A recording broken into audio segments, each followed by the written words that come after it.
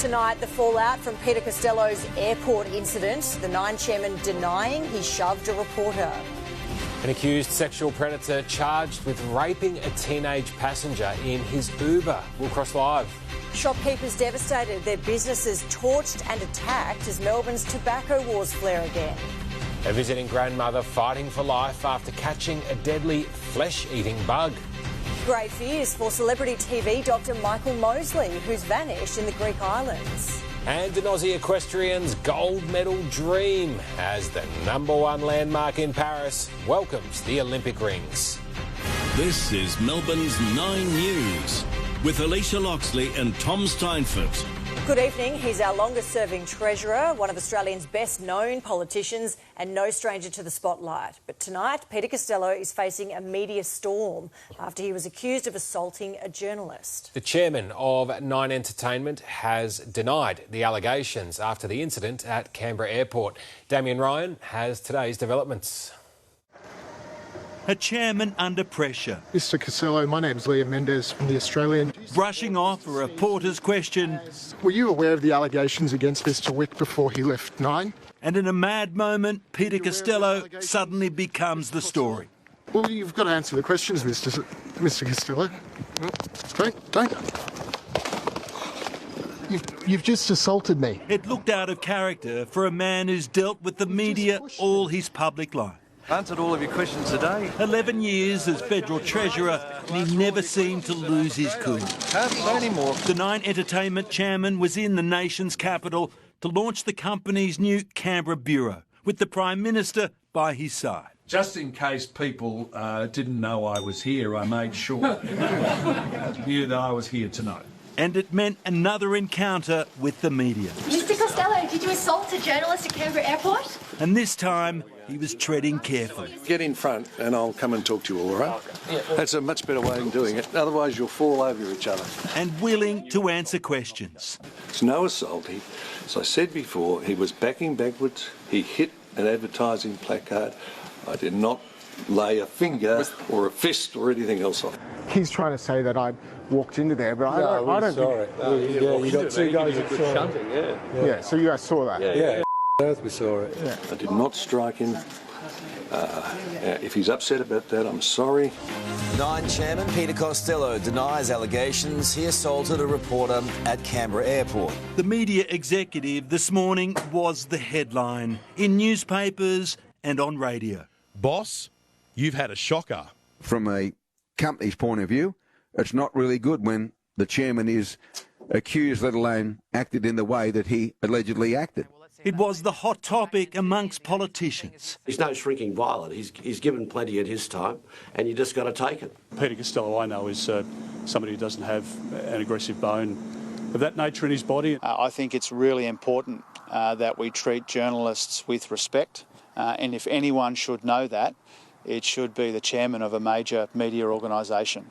The 2-minute question and no answer, potentially career-ending. There's already speculation that this could put your chairmanship at risk. What is your response to that? Rubbish. There was a high-powered scheduled meeting today involving 3 senior executives. What was reviewed is unclear, but at this stage there is no indication the board will be urgently recalled to consider the incident and discuss the chairman's future. Peter Costello is said to have left Canberra and gone bush. As for the reporter... You've just assaulted me. There's been no official complaint made to ACT Police. You've just pushed me. It's all on camera. Damien Ryan, 9 News. A Pakenham Uber driver is in custody tonight, charged with raping a young passenger. Police say the woman was attacked mid-journey before being dumped on the side of the road. Live to Reid Butler outside the Magistrates Court. Reid, has the man appeared? Yes, Tom, the accused Uber rapist has just appeared in the dock and we've learned that he will be applying for bail. And if these allegations are proven true, well, it certainly serves as an urgent warning to anyone who uses rideshare services, especially young women.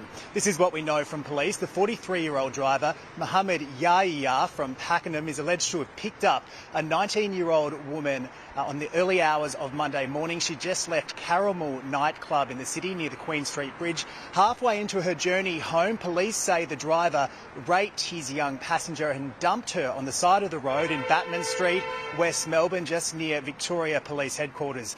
The Sexual Crimes Force has been working on this very closely. They arrested the driver at his home. In addition to rape, he has also been charged with false imprisonment. So a terrifying set of allegations, something to bear in mind. You would imagine many people would be using rideshare services over the long weekend. This driver's account, though, Tom, has been suspended. All right, Reid Butler, thank you. Melbourne's tobacco turf war has flared again, with more properties firebombed overnight. It comes after a police warning urging landlords to stop leasing properties to tobacconists. Crime reporter Gillian Lantouris has more. A family-run Footscray tobacconist, the latest target of a fiery turf war. 2 cars pulled up at the Paisley Street shop just after 3 this morning, before a Toyota RAV ploughed into the roller shutters several times. Spooked by a patrolling police car, the trio made a run for it, leaving behind crucial pieces of evidence, including 2 jerry cans and a balaclava. Bin Lee has owned the smokes and gift shop for nearly 25 years. I lose all business, I lose money here. The 66-year-old says the attack doesn't surprise him. I think in one day, but I can't do nothing. The busy shopping strip was forced to close for hours. It's so sad. I cannot go to my business. I have a rent, I have bills to buy. As the clean-up here continues, police say they will patrol the Footscray area tonight, believing that the arsonist could return to finish the job. A second tobacco shop was also firebombed 12 kilometres away in Coburg. This time, the arsonists hit their target. It's what sounded like a car slowing down, gunshots. The Sydney Road Inferno burnt fiercely and dangerously close to sleeping families. A huge firebomb. My daughter came to the bedroom, my bedroom right up the back end of the apartment, and she said she was scared. This morning's destruction, a result of 2 Middle Eastern crime gangs battling over the illicit tobacco trade. How long is it going to be before somebody gets injured from the public or a firefighter, gets injured fighting one of these fires? And crime reporter Gillian Lantouris is with us now. It's hard to keep track, Jill, but just how many locations have been firebombed now? Tom, 65 tobacco shops have gone up in flames since March last year, and an additional 16 properties, including houses and reception centres, have also been set alight. Since October last year, Victoria Police actually formed a specialised task force, that's the Lunar Task Force, and since then, since October, 65 people have been arrested over these tobacco wars, and that includes 1 alleged ringleader. You mentioned the task force, Jill, but what other measures are Victoria Police putting in place to put a stop to this? Alicia, just last week, police started sending out letters to commercial landlords warning them not to rent out their properties to tobacconists. That is to put a slow in the rate of tobacco shops actually opening up, stopping them from becoming a target. But by the looks of today and another one on Chapel Street yesterday, it seems like this feud is not ending anytime soon. Yeah, you're right. All right, Jill, thank you.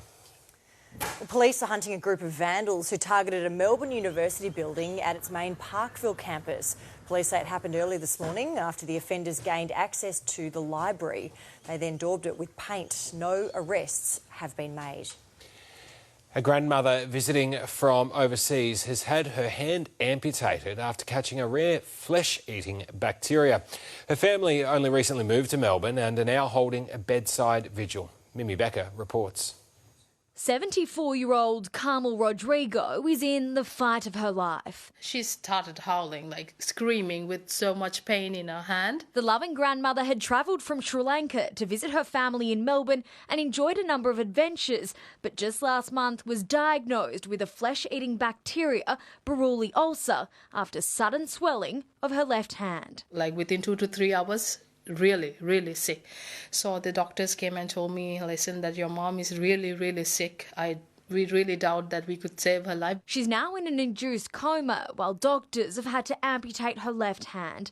Her daughter Nashi says it's been a nightmare. Take off, saving your life, we have to sacrifice your hand.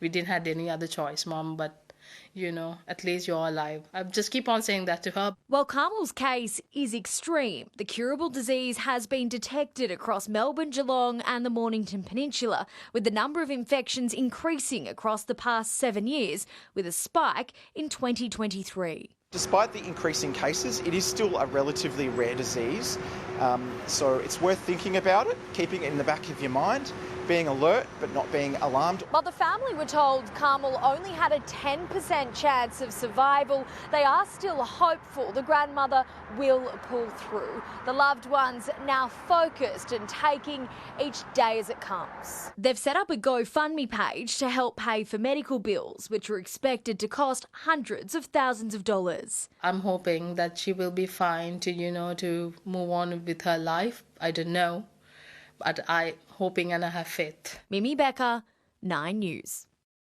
A suburban street has been shut down after a man was shot in Melbourne's northwest. Police were called to Omar Street in Maidstone following reports shots were fired. The victim was treated at the scene and then transported to hospital in a serious condition. Police investigations are ongoing. There are fears tonight for popular television doctor Michael Mosley, who's gone missing while on holiday in the Greek islands. His wife raised the alarm after the father of 4 failed to return from a hike. Europe correspondent Edward Godfrey. He's the popular TV doctor who's graced television screens across the world, including in Australia. Australia has this international reputation for being sporty, fit and super healthy. Since the 1980s, Michael Mosley has become a trusted voice on health matters. A former medic turned journalist, well known for his 5-2 and Fast 800 diet plans. I am genuinely confident that the science is really strong. But there are fears for the 67-year-old, going missing while on holiday on the Greek island Symi. His wife Claire, also a renowned doctor, raising the alarm when he didn't return from a hike along St Nicholas Beach. Emergency services and rescue crews sent to search for the father of 4. Local authorities fear Mr Mosley may have fallen from a great height. A Friends of Symi Facebook post reads, "Have you seen this man? He set off for a walk at 13:30 and failed to make it home." A difficult search and agonising wait for his family, friends and fans. One colleague posting, "He's an absolutely lovely man. Let's all pray he's returned to those who adore him quickly." In London, Edward Godfrey, 9 News. Thousands of firefighters will be better protected on the front line with a major upgrade for all CFA vehicles. The state government is injecting $3 million to significantly improve or replace more than 250 ultralight tankers. They'll be fitted with new crew protection systems, including heat curtains and foam systems. This retrofit program is backed by science. We've taken these vehicles down to a place called Mogo, where in conjunction with the CSIRO, we've subjected these vehicles to real-life bushfire conditions. The upgrade is expected to be completed by the end of the year. Australia will soon have a new set of immigration rules, making it easier to deport criminals who aren't citizens. Visas will be assessed under the old system for another 2 weeks, but the opposition's demanding these changes take immediate effect. Here's Eliza Edwards. A fortnight of immigration pain forces a change in direction. Today I've signed Ministerial Direction 110. Replacing 99, the ruling that resulted in dozens of non-citizens with long criminal histories having their deportations overturned. One of them, Kevin Ferrugia, convicted of kidnapping, assault and a known associate of drug kingpin Tony Mockbell, had his visa reinstated on Monday. The new revised direction will make crystal clear that the Australian government expects community protection to be given greater weight when it comes to visa decisions. The strength of a person's ties to Australia will no longer be treated as a primary consideration. Instead, the rewrite stipulates decision-makers may afford a higher tolerance to those who have spent the majority of their lives here, but there'll be zero tolerance when it comes to domestic violence. I hope it will be better for the Australian community than Direction 99 was, but on the details available so far, I've got no confidence that will be the case. So far, the minister's cancelled 40 visas, including Emmanuel Saki, released from detention, then accused of murdering Brisbane man Bosco Minurano. There are people who have fallen victim to these criminals who have stayed in our country who should have been deported. Bosco's brother has told 9 News the changes are too little, too late, and it will still be another 2 weeks before they take effect. Direction 99 in place until then, making further ministerial interventions all but inevitable. Eliza Edwards, 9 News. The number of older Australians waiting to receive care in their own home has blown out to more than 68,000. That's double the figure reported this time last year. It's leading to longer waits for those needing a level 3 package, forced to hold out now for between 9 and 12 months. We have seen a deterioration of access, particularly in the last 6 months. An extra 24,000 home care packages have been committed by the government. The opposition says that's clearly not enough. Well, the finishing touches are being made to the City of Light as Paris marks 50 days until the start of the Olympic Games. The Olympic rings have been mounted on the side of the Eiffel Tower. The tower will, of course, feature prominently in the Olympics thanks to a temporary Eiffel Tower stadium. Tony Jones is heading to summer in Paris. I reckon that might feel a bit further away than 50 days for him at the moment in the wind tunnel outside Marvel Stadium. Good evening, TJ. Yes, thank you, Tom. Or should I say, merci beaucoup. That's French, I hope. Anyway, the Bulldogs and the Lions are here at Marvel Stadium tonight, and after the break, we go one-on-one with a gun defender who's in all Australian form at the moment, and his COVID stance almost ended his career entirely. I don't really look at it as, as courageous. I made my decision, and, I'm a man of my word, and so once my decision was made, it was made. Almost tonight, the D's step out ahead of their King's birthday clash. The Tigers return home. The coach reckons Dusty might not squeeze his way back in. That's a joke. Game 1 in the NBA Finals, and it's game on in the Style Stakes. Cheers and tears at Roland Garros for Coco. Has cricket unearthed a new powerhouse? And why this American-trained grey is worth keeping in mind for the Melbourne Cup. That's all coming up a little later on in sport. Look forward to it, Tony. We'll come back to you shortly. Well, ahead in Melbourne's 9 News, extra burden. The state government vows to fix an unfair tax on domestic violence victims. Plus, the woman said to be the real-life Martha sues Netflix over baby reindeer. And emotions high as world leaders honour the last surviving D-Day veterans.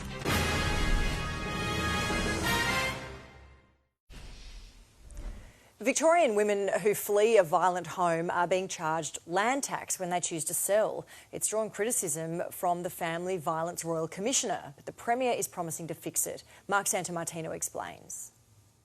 Victoria's Attorney-General put it plainly. Women who move out of a violent home should not be slugged with land tax when they choose to sell their stake. These are the types of things that we want to jump on. Women currently have to apply to the State Revenue Office for special consideration, a burden the government says should fall on support networks like the Orange Door instead. To be hit with a land tax bill is just a real slap in the face, and we are calling for an explicit exemption. 17 Orange Door hubs have been established since Victoria's Royal Commission into Family Violence.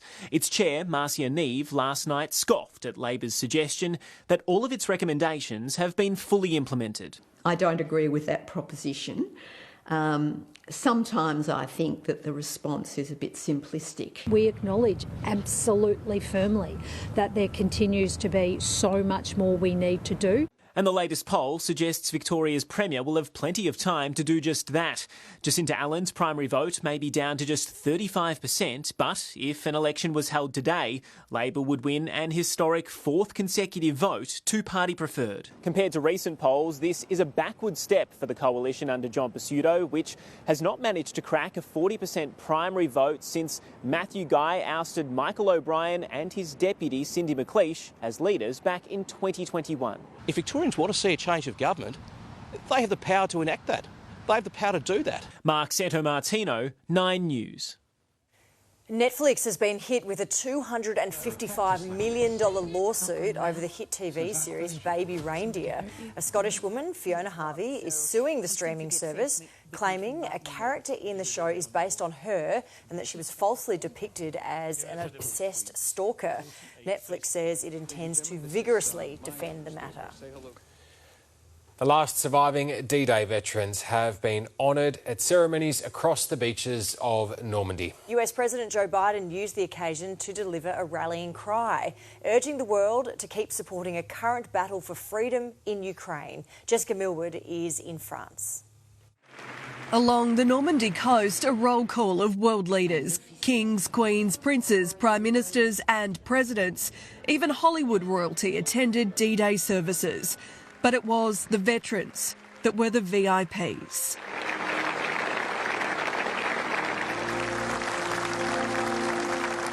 Ceremonies were held at various beaches where an armada of 160,000 Allied forces came ashore 80 years ago.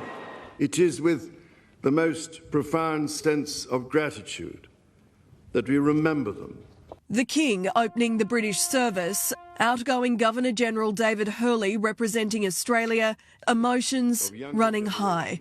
There was a special moment for 103-year-old Christian Lamb, awarded France's Legion of Honour for creating detailed maps of the landing for troops. You were not there in person, dear Christian Lamb, but you guided each step they took. At the American service nearby, parallels with a current war. The US president promising not to abandon Ukraine. Were we to do that, it means we'd be forgetting what happened here in these hallowed beaches. Ukrainian President Zelensky given a hero's welcome. But for a beautiful bond with another man who fought for freedom. Oh, you're the savior of the people. You are our hero. With the official commemorations over, it was time for celebrations, a chance to say merci. Here in the seaside village of Aramonch, it's an incredible, almost festival-like atmosphere with people from right around the world coming together to share a drink, celebrate bravery and freedom. As D-Day veterans once again took centre stage. How do you feel being back 80 years on? Sorrow for all the lovely friends I've made on the island, and also my comrades in the Navy. 8 decades later, the memories of that day are still painful. Pretty emotional. Those boys in the water, amazing. It's likely this will be the last major D-Day anniversary attended by veterans, many close to 100. But what's clear is that their service and sacrifice will be remembered long after they're gone. In Normandy, France, Jessica Millward, 9 News. Madeline Spark is with us now. Maddie, the winter weather took it easy on us again today. Yeah, it wasn't actually too bad out there today, Tom. Breaks of winter sunshine always make it feel better. The city was a couple of degrees warmer than average, peaking at 16 degrees, and the mild conditions will be with us for much of the long weekend. So it's ideal to get outdoors with plenty to do around Victoria. For wine lovers, the picturesque town of Heathcote has a jam-packed program. Heathcote on Show is the region's biggest annual event with more than 25 venues open for tastings, food and live entertainment. Closer in, beautiful beachside Mornington has its annual Winter Music Festival. The bars and restaurants in the main street will be filled with the sounds of live performances from jazz to classical to pop. And in Melbourne, the Rising Festival is in full swing, so embrace the chilly nights and bright colours as the Arts Festival spills into every corner of the city. I'll have the full long weekend forecast for you later in the bulletin, Tom and Alicia. All right, thank you, Maddie. When we return, former Eagle star Daniel Kerr walks free despite shocking abuse of his ex-partner. Childhood cancer hope, how analysing genes is saving young lives, the world's first breakthrough. Plus, a war of words as Donald Trump sits down with Dr. Phil. And a historic blast-off for Elon Musk before a splashdown off the coast of Australia.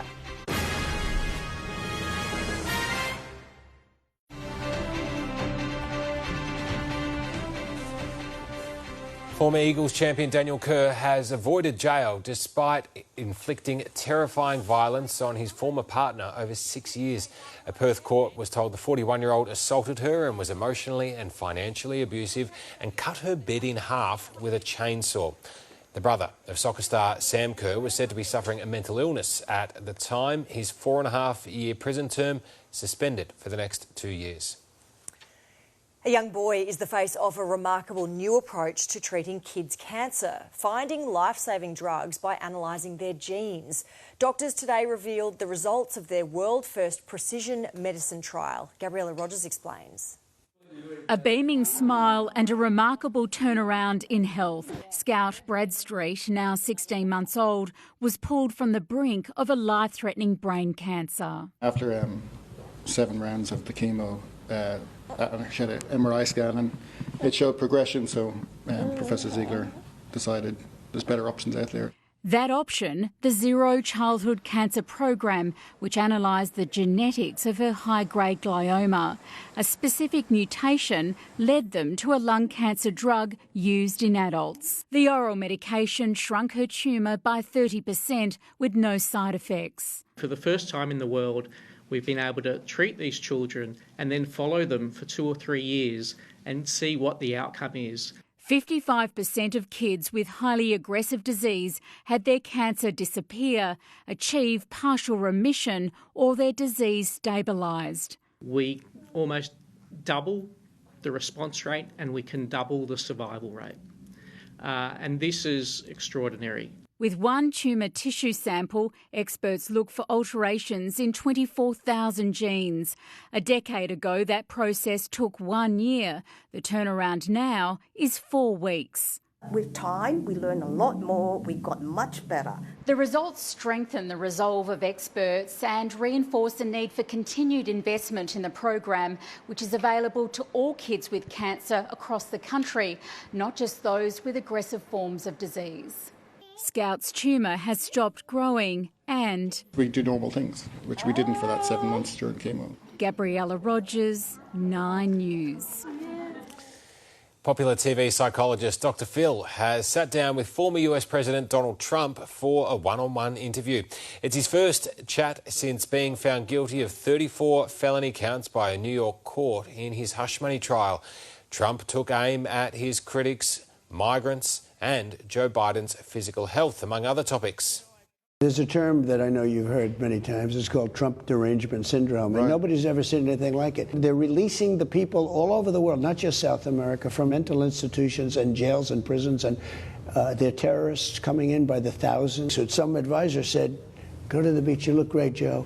And he can't even lift the chair, which weighs about 6 ounces. You know, those chairs that you can lift. They're meant for children and old people to lift. The Republican presidential candidate also claimed America would cease to be a country if he is not elected in November. Elon Musk's Starship has gone further than it has before, the unmanned rocket safely returning to Earth for the first time. And splashdown for SpaceX landmark moment was off the coast of Australia. Here's US correspondent Jonathan Kersley. Starship is the world's largest and most powerful rocket, and with it, Elon Musk is dreaming of the moon and stars. And now he might be a step closer. We have the top. The 4th test flight captured from many angles for what would become this mission's greatest achievement yet. Above Earth, separation, and the booster returning to Earth. The landing has just begun, and you can see the water below, and we have splashdown. And there was more to come. Starship soared for 40 minutes. So exciting, we got another ship in space. I'm still jumping up and down. But what goes up must come down. 18,000 tiles trying to protect it during re-entry from temperatures of 1,400 degrees. The camera cracked, the picture grainy, but this was a victory for SpaceX. Starship is in landing zone. Splashing down in the Indian Ocean off Australia's northwest coast. What a day. Jubilation for Elon Musk. Congratulations, team, on an epic achievement, he said.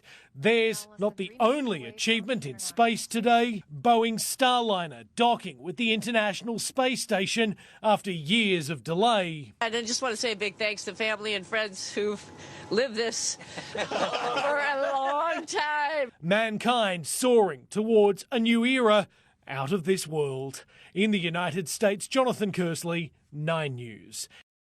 Still to come, predicting dementia. Monash researchers behind a test that foresees the condition up to 9 years before diagnosis.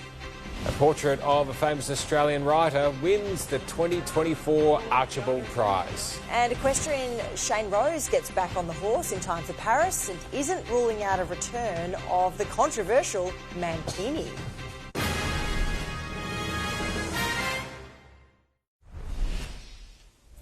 Monash University scientists are developing a brain scan that can detect early signs of dementia up to a decade before symptoms develop. They hope the game-changing MRI could be combined with existing blood tests to improve the accuracy of diagnosis. With these tests more widely available, we will be able to treat these people earlier in the disease. Dementia is among the leading causes of death in Australia. Money matters now, and it was a strong week on finance screens with big banks among the big winners. Here's Chris Kohler. Interest rate cuts in Canada and Europe, commodity price rises and big gains for banks. A combination of all those factors saw the ASX just cap off its best week this year, gaining 0.5% today and 2% since Monday. Commonwealth Bank shareholders head into the weekend with a smile on their dial, the stock hitting new record highs. And while mining companies were better today, they did fall over the week.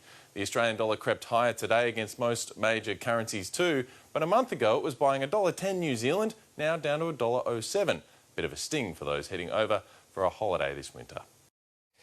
Well, the 2024 Archibald Prize winner has been announced. Artist Laura Jones taking out the award for her portrait of author Tim Winton after a unanimous decision from the judges. I hope that my painting reminds everyone of what an incredible and inspiring human being he is. Laura is only the 12th female artist to take home the $100,000 prize. Well, headline-grabbing equestrian Shane Rose, who broke 18 bones after a recent horse fall, is back in the saddle and looking to compete in Paris. Emily Rice caught up with the 3-time Olympic medalist at a Werribee warm-up event. Equestrian Shane Rose is determined to saddle up for his 4th Olympics despite breaking 18 bones in a horror fall from a horse just 3 months ago. Femur, hip, pelvis, a bunch of ribs and 3 fractures in my right elbow, so pretty much everything through the middle. From his hospital bed in early March, his surgeon told him recovery would be slow. 10 to 12 weeks before I'm weight bearing. And I was thinking as he left that I'm probably going to need a new doctor because that's not going to work with my schedule. At Werribee Park this weekend, the 51-year-old is competing in the Melbourne International 3-day event to show selectors he's ready and raring to represent Australia. I'm definitely going to be 100% come Paris. But in February, Shane's Olympic dream was almost derailed when he donned a mankini on horseback for a fancy dress event, sparking complaints. An apology quelled the costume controversy. It got the reaction I was hoping for at the event. I thought it would stay at the event. Also vying for selection is 27-year-old Shanae Lowings on Thoroughbred Bold Ventures, an ex-racehorse. There's a lot riding on this event, but he's got some great results so far. Racing Victoria says if Shanae makes the team, she will be the only Australian rider taking to the Olympic arena on a retired racehorse. Australia's equestrian athletes are now hoping for no more hurdles in the lead-up to the Paris Olympics. If I win a gold medal, maybe you'll see a mankini somewhere sometime. But no, look, it was a bit of fun in the past, but looking forward to hopefully representing Australia and doing us proud. Emily Rice, 9 News. All right, let's head back to Marvel Stadium now for this evening's sport. Tony Jones. Thanks again, Tom. Tonight, Bulldogs defender Liam Jones opens up about his time out of the game ahead of this crucial clash with Brisbane. Also coming up in sport, another star cat out of Sunday's clash with Sydney. We'll have the details. Pardon me. How the Demons plan to turn things around after a week of soul-searching. And a debut to forget for a pair of Aussies at the NBA Finals.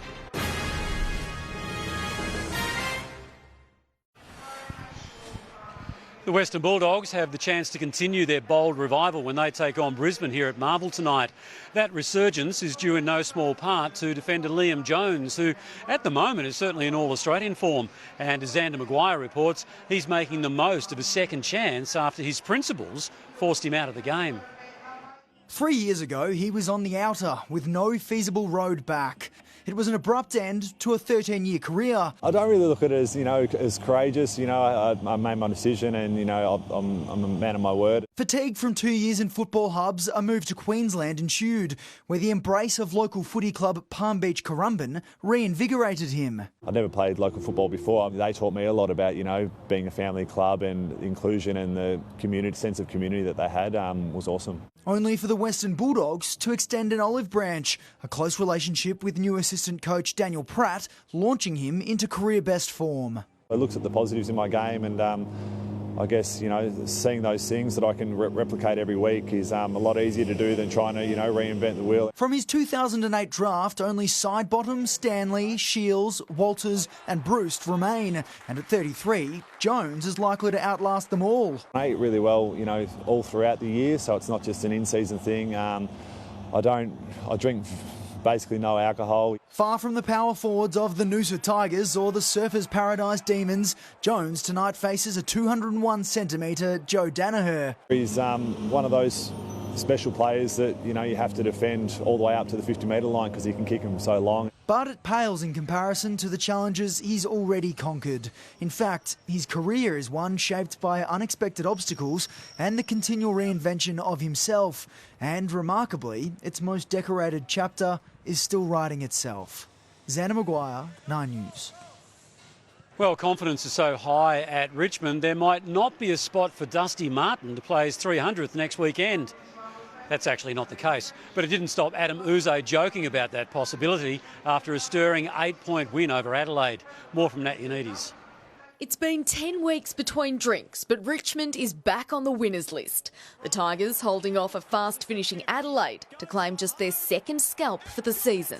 We've really put the foot down and worked really hard, and the theme of just trying to get better every day, especially with such a young group, has kind of finally shown, and hopefully we'll get a few more wins now. It's relief for rookie coach Adam Uze. Just to get some reward for effort. The last 3 weeks since the Brisbane game, we feel like we're turning the corner. Attention now turns to playing Hawthorn next weekend for what will be Dustin Martin's 300th game, assuming he gets a gig after being managed last night. And we did win, so he might have to come back through the VFLs. It's been a week of soul-searching for Melbourne after that 92-point thrashing. It sits in your guts. You're disappointed because you're disappointed with how it was seen. But the Demons won't take out their frustrations on Braden Maynard, despite his role in Angus Brayshaw's forced retirement. Really worrying about the past right now isn't where we're at. We've really got to worry about what's in front of us. Instead, Goodwin wants his team to draw on Neil Danaher for inspiration as the Big Freeze enters its 10th year. Geelong make no apologies for giving Patrick Dangerfield's hammy another week to recover. This is an important game for us, they all are, but not as important as the 10 home and away games that follow our bye. The Cats hope to fix a string of sluggish starts when they face Sydney on Sunday. And Geelong's hopes of knocking off the ladder leaders have taken a hit. Star defender Zach Tui will join skipper Patrick Dangerfield on the sideline. Now, he's been ruled out with a knee injury after today's main training session. Highly touted young ruckman Toby Conway has also been withdrawn with a hip complaint. Meanwhile, the Bombers have confirmed that ruckman Todd Goldstein will face Carlton. He'll return this weekend. There's still no spot for Dylan Shield, though, in the side. And teams for King's birthday clash between Melbourne and Collingwood, they're going to drop on Sunday, Tony. All right, and you'll have all the details then, Nat. Thanks very much for that. Well, basketball now. The Boston Celtics have comfortably dismantled the Dallas Mavericks in Game 1 of the NBA Finals. They won it 107-89. Now, our two Aussie hopes on the Mavs side of things, Josh Green and Dante Exum, both had fairly quiet games, but as Trent Neese explains, there was a contest before the actual contest. Boston might be on the opposite coast to Hollywood, but the NBA Finals always bring out the best glitz and glamour. Kyrie Irving seemed ready to play with the ball in hand. Celtics player Jaylen Brown rocking an all-black fit. Fashion aside, there was a big game to be played. Game 1 of the NBA Finals. Time to play basketball. 4 more wins to take home the Larry O'Brien Trophy. A thunderous slam dunk opened proceedings. Horford with the first bucket. Celtics big man Kristaps Porzingis dazzling in his return from a calf injury. Porzingis way outside, knocks down another. His 18 points at half-time helping Boston to a 21-point lead heading into the main break. The action not missed back home either. Live sites across the country attracting keen visitors, including Essendon's Andy McGrath and Carlton's Charlie Curnow. Aussie NBA player Dyson Daniels choosing his countrymen to win it all. I want Dallas. We got the Aussie boys on Dallas. I'm hoping they can, get up and make a competitive game. Back over in the US, the Mavs were mounting a third-quarter comeback, closing to within single digits. But the Boston Stars shined brightest, winning 107-89. There's a lot of things we feel like we could do better, but it definitely does feel good to win the first game. As for our Aussie boys, Josh Green chipped in with 3 points. Exum left scoreless in just 5 minutes of game time. They both get a chance to claw back a game in the series. Game 2 to be played Monday morning. Trent Neese, 9 News. There were tears at Roland Garros during Coco Gauff's semi-final loss to Iga Swiatek. An umpire's call went against Gauff, and the American was having absolutely none of it. He called it and then I hit it. I'm 1,000% sure. For me, it did not affect your shot. But if he called it before he hit it, I stopped my reaction. I didn't even finish my follow-through.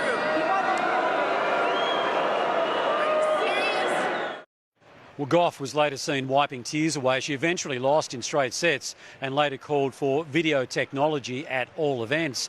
Now, at Cricket's T20 World Cup, a monumental upset in Dallas with the United States, not exactly a cricket powerhouse, defeating Pakistan.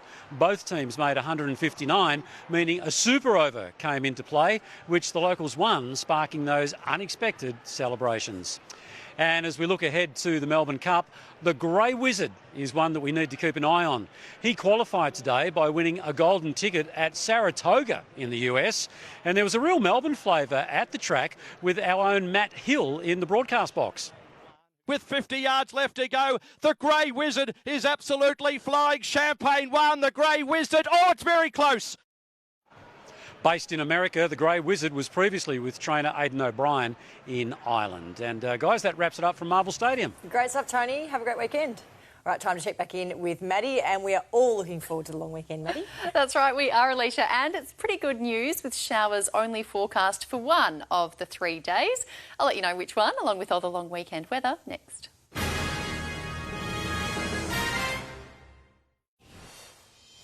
Hello again. The winter sunshine has been out again today and it helped push the city up to a top of 16 degrees this afternoon. Overnight minimums ranged from 5 degrees at Avalon and Ringwood to 10 at Werribee and also at Geelong. But daytime temperatures have been much more consistent, most suburbs reaching 16. The northeast has been the warmest part of the state. Rutherglen overcame a chilly minimum of 1 degree to peak at 20 this afternoon. Wodonga also reached 20 and showers have continued through East Gippsland. There's been up to 20 millimetres over elevated areas and just a sprinkle at Mallacoota. But there's been intense rain just over the border. Areas around Wollongong recorded more than 200 millimetres in the 24 hours to 9 a.m, with another 50 to 60 today. Sydney received another 60 millimetres overnight and it's now had 212 millimetres this month. So in just a week, it's had 50 millimetres more than Melbourne has collected over the past 3 months. That rain will finally ease tomorrow, and for us, a cold front will arrive in the evening, sending in a few showers on Sunday and only a light snow flurry on Alpine Peaks. But that system will be gone by Monday, leaving us with the nicest day of the long weekend. If you're heading interstate, Brisbane will be sunny for all 3 days with a top of 22 tomorrow. Showers will clear Sydney tomorrow, a top of 21 with some sunny days to follow. A top of 13 in Hobart tomorrow, cloudy skies in Adelaide and 16 degrees, and it will be showery in Perth as it heads to 21 with more showers on Sunday and Monday. Back home, it'll be mostly dry with showers confined to the far east, up to 15 millimetres at Mallacoota and 10 at Orbost. It'll be sunny through the north with a top of 19 degrees at Wodonga, mostly cloudy through the south and maximums in the mid to high teens. It'll be a foggy start to the day in Melbourne, and that could cause some delays at the airport, but not too cold with minimums around average. Then a cloudy day with the chance of some afternoon drizzle, and most suburbs are heading for 15 degrees. A low of 7 and a top of 16 for Geelong with the chance of an afternoon shower. The city is heading down to 8 degrees before reaching 15. And then we'll get some light showers from Sunday morning, just 4 millimetres in the city, but a little cooler, 14. And Monday is the peak of the long weekend, partly cloudy and 15 degrees with some light winds. But showers could develop at night ahead of a wet day on Tuesday, up to 10 millimetres, and it will be windy as well, a top of 17. Back to 14 on Wednesday, Thursday and Friday. And our long weekend will begin with some morning fog, and after a low of 8 degrees, the city is heading for a cloudy top of 15. So things could be a lot worse for a winter weekend. Tom and Alicia? They sure could. All right, Maddie, thank you very much for that. And that is 9 News this Friday. Ali is up next with the current affair. We hope you have a great long weekend. For now, though, it's good night.